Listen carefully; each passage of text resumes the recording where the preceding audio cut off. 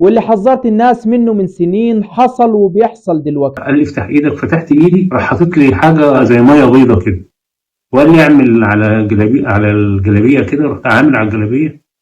بعدها بقى بس المرة دي أنا جايب فيديوهات في أماكن مختلفة وبتفاصيل مختلفة، لكن الهدف واحد. فكمل الفيديو معايا للآخر علشان لو أنت أو أهل بيتك اتعرضتوا لحاجة من النوع ده تكونوا عارفين كويس إيه اللي هيتم معاك. لكن كالعادة وقبل ما نبدأ يا ريت ما تنساش تعمل لايك للفيديو واعمل متابعة لصفحتنا الجديدة علشان دي اللي هيكون عليها الفيديوهات ده لو مش عامل.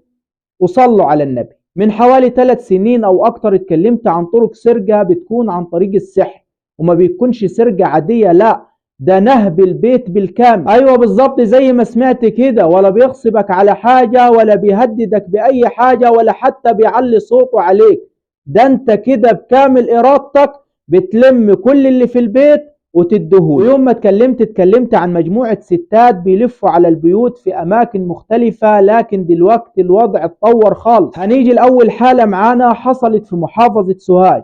واحد بيقول صحيت من النوم، صحيت زوجتي وابني علشان نروح نكشف عليه عند الدكتور، وفجأة لقيت أمي بتخبط عليا وبتقول يا ابني فيه واحدة على الله عايزة حاجة لله، هات فلوس نساعدها بيها. قال عملت كده فعلا. هو في الدور الثاني قال انا بجهز نفسي انا وزوجتي علشان نلحق مشوار الدكتور، وهي تحت مع امي ومع مرات اخويا الاولى والثاني. بعد ما خدت المساعدة منهم قالت لهم بالنص كده انا يا حاجة جعانة وعايزة اتغدى. ست طيبة طبعا رأفت بحالتها وقالت لها تعالي اتفضلي البيت بيتك، حضروا لها اكل وبالفعل قعدوها علشان تاكل. ومن هنا بدأت تدي كلام للست الكبيرة وبتقول لها انت شكلك تعبان، في حاجة معاكي، لا انا هعالجك، اللي هو انت مأذية يعني، واقنعتها ان هي هتقرا عليها فهتبقى تمام ومفيش فيها اي حاجة.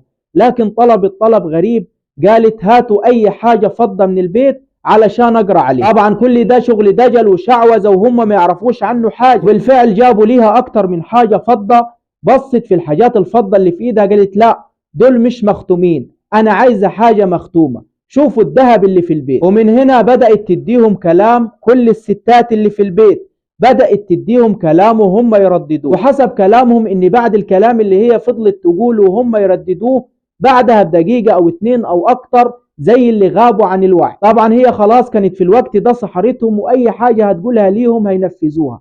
اول ما قالت لهم هاتوا اي ذهب من البيت، كل الذهب اللي في البيت ذهب الست الكبيرة وذهب مرات اخوه الاولى والثانيه، وحسب كلامه برضه كان فيه ذهب لاخته او معرفش لمين، كل ده اتلم وادوه للست دي. يعني الراجل بيقسم وبيقول والله العظيم شقى سنين وسنين اتلم في دقيقه للست دي وخدته ومشيت بيه. طبعا هو عند الدكتور ما يعرفش اي حاجه من اللي بيتم داخل البيت بعد ما دخلوها تتغدى عنده، وبعد ما كانت خلاص الست دي مشيت من البلد خالص فاجوا هم للي حصل وعرفوا الكارثة اللي حصلت معاهم. الفيديو اللي قدامكم ده للست وهي داخلة البلد،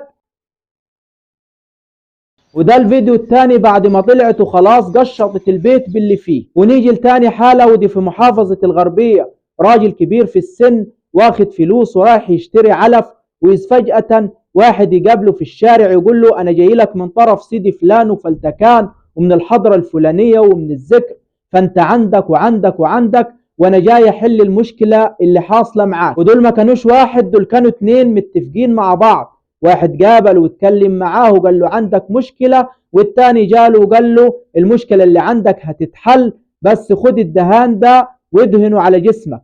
وبالفعل فضوا ليه ماده كده على ايده، مجرد ما دهنها على جسمه قال انا بعدها كنت في حته تاني. وزي ما انت شايف كده من واحد بكامل قواه العقلية رايح يشتري طلبات للبيت لواحد غريب لا يعرف ولا عمره شافه ماسكه في ايده وبيحركه زي ما هو عايز. وهنا كان واخده على البيت علشان يجيب كل اللي في البيت. طبعا التاني ده قبل ما يديله الدهان قال له ايه المشكلة اللي بينك وما بين اخوالك هتتحل وورثك هتاخده وهترجع لك الارض، لكن قال يعني ايه خصص منها حتة لله، خصص منها حتة مسجد. الراجل قال لك خلاص يعني دول جماعة مبروكين ويعرفوا كل حاجة. فلا، هنا الموضوع والعياذ بالله بيعتمد على القرين، مجرد ما يتكلموا معاه ويعرفوا الحاجات القديمة اللي حاصلة معاه وبيتبلغوا بيها حسبنا الله ونعم الوكيل فيهم، بيفضلوا يقولوا له انت عندك وعندك الحاجات اللي حصلت معاه. وهو يقول لك لا دول جماعة ما فيش منهم تاني. وبالفعل بعد ما دهن على صدره الحاجة خدوه في ايدهم زي ما انت شايف كده، وكأنه تايه ما يعرفش اي حاجة. خدوه لحد البيت، وعلى مدخل البيت كده قالوا له ايه، ادخل البيت هات كل الفلوس اللي فيه. وبالفعل دخل البيت لم كل الفلوس اللي داخل البيت وطلع سلمها لهم كده بكامل ارادته كأن ما فيش اي حاجة. يعني ده لا حد ثبته ولا غصب ولا هدده، لا، بس ده حسب كلامه حسب ما قال ان هو ما كانش في وعيه، نفذ اللي هم طلبوه منه. قال لي احنا من سيد ابراهيم الدسوقي، من الذكر بتاع سيد ابراهيم الدسوقي ومش عارف ايه، وقال اسكارات كده وقال شويه كلام كده. فانا فكرته يعني حاجه بتاع، يعني راجل بتاع ربنا ولا حاجه. نادى عليه وقال له تعالى ده انا ايه هفك لك مشكلتك وكده، اخلي اخوالك يدوكوا الارض بس على شرط تاخد الارض وتسيب حته من الارض تبني عليها جامع. فانا فكرت ان هو واحد غريب، وبعدين لما ادركت الموقف اتاري الاخ ده اصلا معاه بيسبكوا الكلام مع بعض. بعدين راح قايل لي طب افتح ايدك. بعد ما قال ذكر كده والكلام ده راح قال لي افتح ايدك. فتحت ايدي، راح حاطط لي حاجه زي ميه بيضه كده وقال لي اعمل على جلابيه، على الجلابيه كده. رحت عامل على الجلابيه. بعدها بقى يعني ايه زي ما اكون مخي راح او حاجه زي كده، يعني ما دريتش بالدنيا. ونروح لمحافظة جنة مركز ابو تشت. 2 ستات دخلوا على بيت قشطوا كل اللي فيه. ايوه بالظبط زي ما سمعت كده، عملوا ان هم ايه شغالين بالودع وهم بيعالجوا وبيعرفوا المستخبي، الشغل شغل الدجل اللي انتوا عارفينه. خبطوا على بيت هناك، اقنعوا الستات اللي فيه هنشوف لكم الطالع المستخبي. المهم اصحاب البيت قالوا لهم تعالوا. طبعا الراجل الكبير قاعد معاهم في الدور الارضي، قال لهم انا هطلع فوق، مش ما ينفعش اشوف الحاجات دي، او ما ينفعش ابقى قاعد في القعدات دي. وعلشان ما تقولش في بالك طب الراجل الكبير ده ما طردهمش ليه من البيت، بص مش كل الناس عارفه ان ده شغل دجل وشغل شعوذه وشغل نصب بالبلدي كده. لكن هو اختصر الكلام وقال انتوا ستات في بعض ما ينفعش اقعد وسطيكم، فانا هطلع اقعد فوق. وبالفعل الستات دول استغلوا الموقف ده كويس جدا، وعملوا ان هم بيشوفوا الودع وشغل الشعوذه والدجل ده. سحروا الستات دول وسلموهم كل الذهب اللي في البيت. يعني حسب كلام صاحب الشكوى واللي ما كانش موجود في البيت تقريبا مغترب، اقسم بالله مبلغ وقدره ثمن الذهب اللي خدوه من البيت. لموا لهم الذهب كده وادوه لهم، سلموه لهم زي ما بيقولوا بالبلدي تسليم اهالي.